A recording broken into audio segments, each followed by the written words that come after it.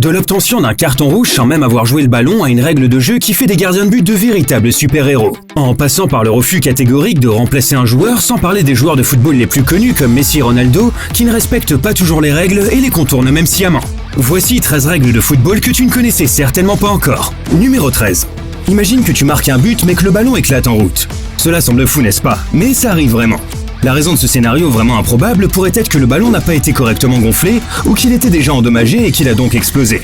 C'est pourquoi il existe des règles très particulières pour les ballons. Officiellement, le ballon doit être sphérique, fabriqué dans un matériau approprié, avoir une circonférence de 68 à 70 cm, peser entre 410 et 450 grammes au coup d'envoi du match et être gonflé à une pression de 0,6 à 1,1 bar. Dès que le ballon éclate pendant le match, il faut arrêter le jeu et le remplacer par un autre ballon officiel. En effet, il existe même une vidéo dans laquelle un joueur marque un but lors d'un match de la Ligue des Champions et où le ballon explose littéralement en l'air. Mais que se passe-t-il si le ballon éclate avant le but lors d'un tir de pénalty par exemple? Dans ce cas particulier, le pénalty est rejoué et le but ne compte pas. D'accord, la probabilité que cela arrive est faible, mais au moins tu connais la règle. Numéro 12. Savais-tu qu'un match peut commencer avec seulement 7 joueurs? Nous savons tous qu'un match officiel de football se compose de 2 équipes de 11 joueurs. Mais avant même le coup d'envoi, il existe une règle intéressante. Si pour une raison ou une autre une équipe manque de joueurs, elle pourrait théoriquement commencer le match avec seulement 7 joueurs. Mais c'est aussi le strict minimum nécessaire pour qu'un match puisse être lancé. Attention donc, car dans une équipe de 11 joueurs, l'équipe peut recevoir au maximum 4 cartons rouges. Le 5e carton rouge mettrait fin au match, et l'autre équipe gagnerait donc par forfait 3-0. La seule bonne chose, cette règle ne concerne pas les remplaçants sur le banc. Il peut y avoir autant de cartons rouges que possible. Mais ce qui est encore plus choquant, c'est que tu peux même recevoir un carton rouge avant même que le match ne commence. Numéro 11. Cela semble étrange, mais c'est déjà arrivé. Demandez simplement à Patrice Evra car il en sait probablement quelque chose. Nous sommes le 2 novembre 2017 et avant un match de Ligue Europa entre Guimarães et Marseille, Patrice est pris dans une altercation avec un supporter. L'arbitre lui donne alors un carton rouge et l'expulse du terrain avant même le début du match. Mais contrairement à ce qui se passe en cas d'expulsion pendant un match, Marseille a pu remplacer Evra dans son 11 de départ, puisque le match n'avait pas officiellement encore commencé. Une règle curieuse qui montre que le football réserve toujours des surprises. Numéro 10. Un carton jaune pour une célébration interdite après un but reste valable, même si le but n'est pas accordé. Mais c'est vraiment le cas. La règle a été introduite en 2019 et signifie que si tu marques un but et que tu enlèves ton maillot pour célébrer et que le but n'est ensuite pas validé par vérification vidéo, le joueur sera averti d'un carton jaune pour s'être mis torse nu. Arkadiusz Milik en a fait l'expérience lors d'une fin de match dramatique entre la Juventus et Salernitana.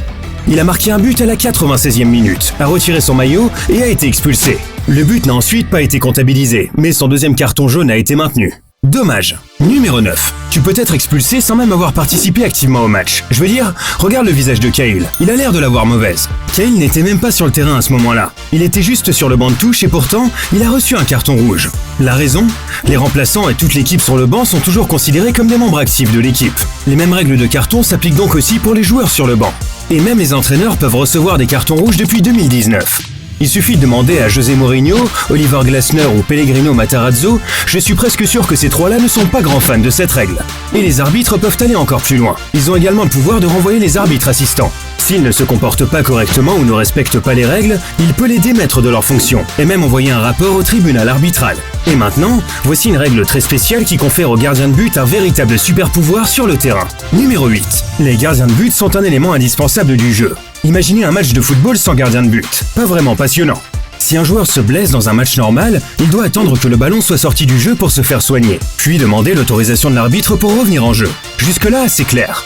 Mais savais-tu que cette règle ne s'applique pas aux gardiens de but? Si un gardien de but est blessé, l'arbitre doit arrêter le jeu. Et le gardien de but est alors le seul joueur autorisé à rester sur le terrain pour se faire soigner. Mais il y a aussi quelques autres règles que le gardien de but doit respecter. Numéro 7. Tu as peut-être déjà vu cette situation dans FIFA lorsque ton gardien de but ramasse le ballon et qu'un compte à rebours de 6 secondes s'affiche à l'écran. Et non, ce n'est pas un bug du jeu, mais une règle officielle. Celle-ci remonte à 1974 lorsque le légendaire gardien de but danois Peter Schimmel a mis au point une astuce folle pour perdre du temps. Chaque fois que lui et ses coéquipiers voulaient perdre du temps, il se passait le ballon, puis ramassait, attendait un long moment et répétait le processus encore et encore. C'est amusant à regarder, mais les conséquences en étaient fatales. Immédiatement après, la FIFA a instauré une nouvelle règle stipulant que les gardiens de but ne pouvaient pas tenir le ballon plus de 6 secondes dans leurs mains. Et si le temps imparti est dépassé, c'est un coup franc pour l'équipe adverse. Numéro 6. Le nombre de joueurs autorisés à participer au tir au but doit être le même pour les deux équipes. En termes simples, cela signifie que si un joueur de l'équipe A est expulsé pendant le temps réglementaire et que les tirs au but ont lieu, l'équipe B doit également exclure un joueur des tirs au but. C'est ce qui s'est passé par exemple pour la finale de la Coupe du Monde de 2006 entre l'Italie et la France. Je vous laisse un moment pour deviner quel joueur de l'équipe italienne a manqué les tirs au but en raison de cette règle. Mais revenons-en à l'histoire. Zidane a été exclu à la 110e minute du match, et comme la France n'avait que 10 joueurs sur le terrain, l'Italie a dû exclure un joueur des tirs au but. Et avez-vous deviné de qui il s'agissait? La réponse est Gattuso, qui a joué pendant les 120 minutes, mais qui à cause de cette règle n'a pas pu rester sur le terrain avec le reste de l'équipe pendant les tirs au but. On est presque tous sûrs qu'il était quand même satisfait du résultat sur cette finale qu'on a encore du mal à digérer. Numéro 5. Le football est intense, il est plein de rebondissements, peut comporter des tacles violents. Si l'arbitre touche le ballon et interrompt le jeu, on s'attend à ce qu'il soit rendu à l'équipe. Si un fan court sur le terrain, on s'attend à ce que la sécurité l'arrête. Si un deuxième ballon arrive sur le terrain, il doit être immédiatement retiré. Le fait est que les choses, les gens, tout ce qui se trouve en dehors du terrain ne doit pas intervenir directement dans le jeu.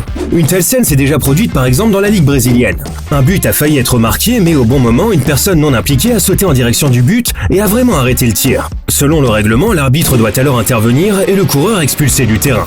Mais les humains ne sont pas les seuls à envahir le terrain sans autorisation.